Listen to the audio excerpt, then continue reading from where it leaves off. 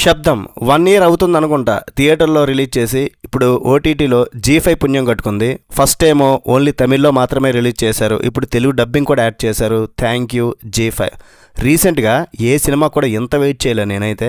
అప్పుడేమో ఏజెంట్కి, తర్వాత ఐలాండ్ సినిమాకి, ఇప్పుడు మళ్ళీ ఈ శబ్దానికి చాలా వెయిట్ చేశా. వైశాలి లాంటి బ్లాక్ బస్టర్ సినిమా తర్వాత హీరో ఆది పినిశెట్టి, డైరెక్టర్ ఆరివళగన్ కాంబినేషన్లో వచ్చిన ఈ సినిమా ఎలా ఉంది, ప్లస్లు మైనస్లు, థియేటర్లో ఎందుకు ఆడలేదు, ఇవన్నీ మాట్లాడేసుకుందాం. ముందైతే ఛానల్ని సబ్స్క్రైబ్ చేసుకుని వీడియోకి ఒక లైక్ వేయండి.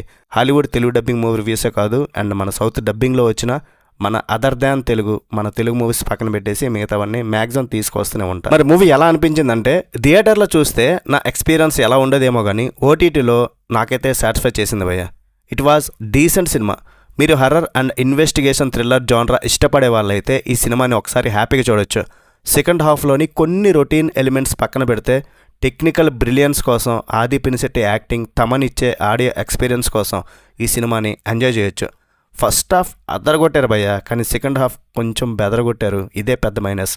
ఈ సినిమాకి అసలైన హీరో ఎవరంటే మాత్రం మన తమన్ భయ్య అని చెప్పాలి. టైటిల్కి తగ్గట్లుగానే సౌండ్ డిజైన్, బీజిఎంతో తమన్ ఈ సినిమాని నిలబడడానికి చాలా కష్టపడ్డాడు.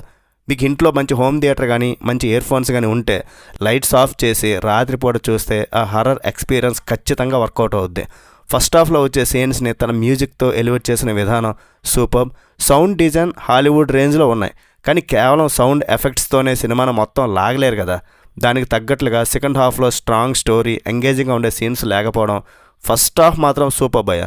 సినిమా స్టార్టింగ్ నుండే ఒక క్యూరియాసిటీ బిల్డ్ అవుద్ది. నార్మల్ హర్రర్ సినిమాలాగా కాకుండా, రొటీన్ జంప్ స్కేర్స్ కాకుండా, సౌండ్స్ బేస్ చేసుకుని భయపెట్టే కాన్సెప్ట్ చాలా కొత్తగా అనిపిస్తుంది. ఆది ఇన్వెస్టిగేషన్ మొదలు పెట్టినప్పటి నుండి ఇంటర్వెల్ వరకు స్క్రీన్ ప్లే చాలా ఎంగేజింగ్గా, ఉరుకులు పరుగులు అలా పెడుతుంది. ఫస్ట్ హాఫ్ ఇచ్చిన హై సెకండ్ హాఫ్లో మాత్రం డ్రాప్ అయిపోద్ది. ఇక్కడ సినిమా ఇన్వెస్టిగేషన్ మోడ్లో నుంచి ఎమోషనల్ రివెంజ్ డ్రామాగా మారిపోద్ది. సిమ్రాన్ ఫ్లాష్ బ్యాక్, ఆ పిల్లల స్టోరీ, ఇవన్నీ ఎమోషనల్గా కనెక్ట్ చేసినప్పటికి కూడా ఫస్ట్ హాఫ్లో ఉన్నంత స్పీడ్ అసలు సెకండ్ హాఫ్లో లేదు. కొంచెం రొటీన్ ఫార్ములాకు వెళ్ళిపోయిన ఫీలింగ్ వస్తుంది, దానివల్ల బోర్ కొడుతుంది. క్లైమాక్స్ ఇంకాస్త ఎఫెక్టివ్గా ఎగ్జిక్యూట్ చేసుంటే ఈ సినిమా నెక్స్ట్ లెవెల్లో ఉండేది. థియేటర్లో ఎందుకు ఆడలేదంటే రీజన్స్ చెప్పాలంటే, లాస్ట్ మినిట్ రిలీజ్ ట్రబుల్స్. సినిమా ఫిబ్రవరి 28న థియేటర్లోకి రావాల్సి ఉన్నప్పటికి కూడా చివరి నిమిషంలో distribution, financial and KDM issues వల్ల మొదటి రోజు మార్నింగ్ షోలు చాలా చోట్ల క్యాన్సిల్ అయిపోయాయి. మార్చి 1 మధ్యాహ్నం నుండి మాత్రమే షోలు పడ్డాయి.